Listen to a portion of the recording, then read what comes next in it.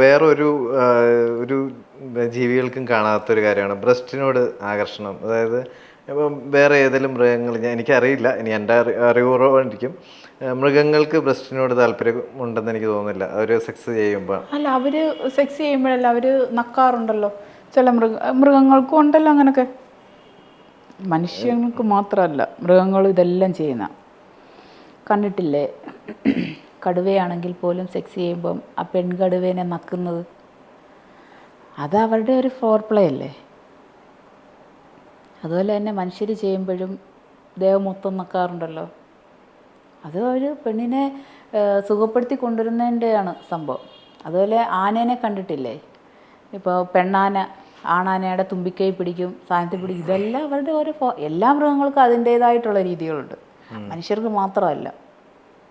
അതുങ്ങളും ബ്രസ്റ്റിലൊക്കെ പിടിക്കും, നമ്മൾ കാണുന്നില്ലെന്നേ ഉള്ളൂ. അത് നമ്മൾ മനുഷ്യരുടെ കാണുക ചെയ്യൂല, ഐഡന്റിഫൈ ചെയ്യാൻ പറ്റുന്നില്ലെന്നേ ഉള്ളൂ. അതാ.